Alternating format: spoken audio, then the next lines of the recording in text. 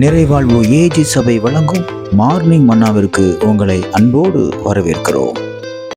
கர்த்தருடைய பரிசுத்த நாமம் மகிமைப்படுவதாக. இந்த நாளிலே உங்களை சந்திப்பதிலே மிகுந்த சந்தோஷம். எனக்கு அன்பான தேவ பிள்ளைகளே, அநேக காரியங்களை நீங்க செய்றீங்க, எந்த காரியமும் கைக்கூடி வரல.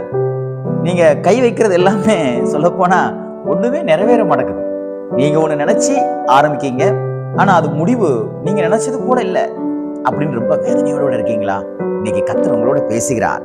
2 நாளாகமத்தின் புஸ்தகம் 26ஆம் அதிகாரம் 5வது வசனத்துடைய கடைசி பகுதி இப்படியாக சொல்கிறது: கர்த்தரை தேடின நாட்களில் தேவன் அவன் காரியங்களை வாய்க்க செய்தார். யார் அவன் என்று சொல்லப்பட்டிருக்கிறது என்றால், இங்கே உசியா என்கிற ஒரு ராஜாவை பற்றி சொல்லப்பட்டிருக்கிறது.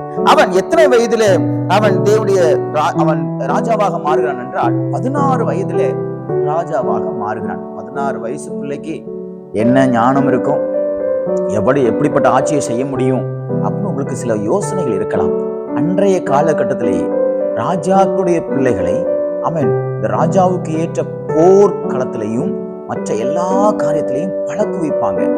அவங்களுக்கு நல்ல ஒரு ட்ரைனிங் கொடுப்பாங்க. அப்படி ட்ரைனிங் எடுத்தவர் தான் இந்த உசியா. அதனால தகப்பன் மரித்து போன உடனே இந்த உசியாவை ராஜாவா மாத்துறாங்க. 16 வயசு தான். நல்லா புரிஞ்சுக்கங்க, அவங்க அப்பாவோட வயசு என்ன, இவரோட வயசு என்ன நீங்க கால்குலேஷன் பண்ணும்போது, கணக்கிடும்போது எட்டாத உயரமா இருக்குது. ஆனாலும் இந்த உசியா என்ன பண்ணினார் தெரியுமா?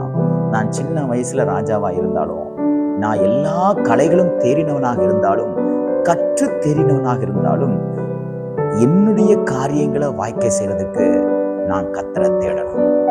அதை முடிவெடுத்து கர்த்தரை தேடினா இருந்த உசியா ராஜா. எனக்கு அன்பான தேவ பிள்ளைகளை, உங்க காரியம் எல்லாம் வாய்க்கணும்னா ஒரே ஒரு ரூட், ஒரே ஒரு வழி, ஒரே ஒரு வாய்ப்பு, ஒரே ஒரு காரியம் செய்ய வேண்டும்: கர்த்தரை தேட வேண்டும். கர்த்தரை தேடும் போது உங்க காரியங்கள் எல்லாம் கைக்கூடி வரும், நிச்சயமா வரும். உங்க வேலை உங்களை கைக்கூடி வரும். நீங்க எதிர்பார்க்கிற பணம் உங்களுக்கு கைக்கூடி வரும். நீங்க எதிர்பார்த்திருக்கிற வீடு உங்களுக்கு கைக்கூடி வரும்.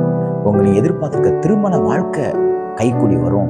நீங்க என்னென்ன காரியங்கள் எல்லாம் கைக்கூடி வர வேண்டும் என்று பிரயாசப்பட்டு கொண்டிருக்கீங்களோ, உங்க மூளையினால செய்ய முடியாதது, உங்க திறமையினால செய்ய முடியாதது, உங்க படிப்பினால செய்ய முடியாததை நீங்க கர்த்தரை தேடும் பொழுது அவைகள் வாய்க்கும், அவைகள் நிச்சயமாய் நிறைவேறும். அப்ப நீங்க என்ன செய்ய போறீங்க?